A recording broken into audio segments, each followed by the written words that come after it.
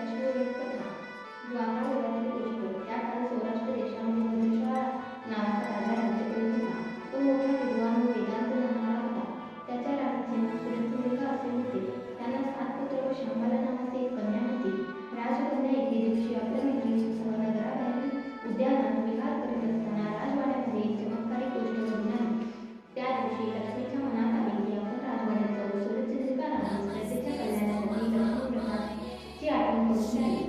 त्यामुळे माझे वास्तव्य राजवाड्यात राहून राजाकडून प्रजेचे कल्याण होईल. अन्यथा सामान्य माणसाकडे वास केल्यास फक्त एकट्याचा फायदा होईल. म्हणून जलकल्याणार्थ राजवाड्यात राहणे बरे असा विचार करून लक्ष्मीने एका वृद्ध स्त्रीचे रूप घेतले व काठी टेकली की राजवाड्याचे मुख्य दरवाजापाशी आली. तेव्हा तिथे द्वारपालाने लक्ष्मीला विचारले, आपणास कोणास भेटावयाचे आहे? तेव्हा लक्ष्मीने सांगितले की मला सुरचंद्रिका राज्याला भेटावयाचे आहे. द्वारपालाने लगेच राणीच्या एका दासीला लक्ष्मीची भेट घालून दिली. दासीने अधिक चौकशी करण्याकरता वृद्ध स्त्रीला प्रश्न विचारले, आपण कोण? आपले नाव काय? आपण कुठून आलात? आपल्या राणीसाहेबांकडे काय काम आहे? लक्ष्मीने दासीला सांगितले की मी द्वारकेत राहणाऱ्या उमेश नावाच्या विद्वान ब्राह्मणाची पत्नी असून माझे नाव कमला आहे. मी येथे येण्याचे कारण तुला थोडक्यात सांगते आहे. तुमची सुरचंद्रिका राणी मागच्या जन्मी एका वैश्याची पत्नी होती. तो वैश्य दरिद्री होता, त्यामुळे नवरा-बायकोचे मुलामुळात भांडणे होत असत. एके दिवशी भांडण करून घरामध्ये पडली व रडत झोपू लागली. ते पाहून मला तिची दया आली. मी तिची विचारपूस करून तिच्या दुःखाचे कारण ऐकले व तिचे दारिद्र्य दूर होण्यासाठी तिला लक्ष्मीव्रत करण्याचा उपदेश केला. लक्ष्मीव्रत कसे करावे याची तिला माहिती सांगितली. त्याप्रमाणे तिने लक्ष्मीव्रत केले. व्रताच्या प्रभावाने ती श्रीमंत सुखी झाली. लक्ष्मी तिच्या मुलीला राहिलेल्या पतीपत्नीचा संसार सुखाचा झाला व पुढे पुष्कळ वर्षे त्यांनी ऐश्वर्य केले. पुढे त्यांना एखादा मृत्यू आला. लक्ष्मी व्रताचा प्रभाव घेतल्याने प्रसन्न झाल्याने पुढील जन्मात पुरात मिळाला. मागील जन्मी केलेल्या लक्ष्मीव्रताच्या प्रभावामुळे सुरचंद्रिका राजघराण्यात सर्व ऐश्वर्य भोगत आहे. परंतु लक्ष्मीव्रताचा आता तिला विसर पडला आहे. म्हणून सुरचंद्रिकेस लक्ष्मीव्रताची आठवण करून देण्यासाठी मी येथे आलो आहे. हे सर्व त्या दासीने ऐकल्यावर तिला मोठी कौतुक वाटले. ती म्हणाली, आपण कृपा करून लक्ष्मीव्रत केव्हा व कसे करावे हे मला सांगायला. तेव्हा वृद्ध स्त्री लक्ष्मी म्हणाली, आई, मार्गशीर्ष महिन्यातील प्रत्येक गुरुवारी सकाळी नदी किंवा विहिरीत स्नान करून 5 डहाणे काढून नळ्या सुरक्षित ठेवावे. रांगोळी घालून पाट मांडावा, पाटात साई व त्याच्यावर पैसे ठेवावे. पैशामध्ये नाणी, सुपारी, नथी, पोळे, दुवा घालावे.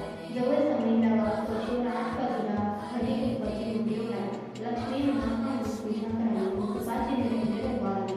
पिण्यासाठी वाटेल बेसन ठेवावे व पुऱ्या लाडूचे नैवेद्य दाखवावा. काही फळे ठेवावी. पैसा, सुपारी, दक्षिणा मळ्यात ठेवावा. आणि लक्ष्मीला देत जा. तुला बाळाला सुखी देऊ, मला सौभाग्य दे, तुझी पूजा करून दे, सोन्या चांदीचा प्रकाश पडू दे, दूध दुभत्याचे लड्डू ठेवू दे, माझा नमस्कार तुला करू दे, तुझा आशीर्वाद मला मिळू दे, भव्य मंगल घरात राहू दे, तेल तुपाचा देवा तुला दिसू दे, माझे बोल तू ऐकावे, तुझे बोल मी मानावे. हीच प्रार्थना. अशी मनोभावे प्रार्थना करा. सायंकाळी गायीची पूजा करावी. तिला पुरणभरणाचा नैवेद्य दाखवावा आणि आपण विश्वस्त राहावे. रात्री जागे करावा. वाहुने पुढे बोलून सकाळी कळशीतील पाणी नदी किंवा विहिरीत सोडावे. 5 जणांनी 5 ठिकाणी टाकावे आणि ज्या ठिकाणी पूजा केली असेल त्या ठिकाणी हळदी कुंकू वाहावे. अशा तऱ्हेने मार्गशीर्ष 4 गुरुवार करावे व आपल्या इच्छेप्रमाणे दान धर्म करावे. हे सर्व लक्षात घेऊन व्रत कर. तुझे कल्याण होईल. पण तुला कोणी भक्तीने विचारल्यास या व्रताची माहिती सांग. अभक्तीने विचारल्यास या व्रताची माहिती सांगू नकोस. दासीने हे सर्व मन लावून ऐकून घेतले व नंतर त्या वृद्ध स्त्रीला म्हणाली, आजीबाई, मी तुमचा बराच वेळ बोलून मला थांबवले. याबद्दल मला क्षमा करा. आज जाऊन राणीसाहेबांना तुम्ही आल्याचे सांगते. त्याप्रमाणे दासीने राणीवंशात जाऊन एक वृद्ध ब्राह्मण स्त्री भेटाव्यास आल्याचे राणीला सांगितले. सुरचंद्रिका राणीला वैभवाचा मोठा गर्व झाला होता. त्यामुळे तिला दासीचा निरोप आवडला नाही व उलट राग आला. राणी उद्दाम झाली होती. ती रागाने बाहेर आली व त्या वृद्ध स्त्रीला म्हणाली, काय ग तेरडे, तू कशाला आलीस येथे? कुणी सोडले तुला इथवर? चल चालते हो येतो.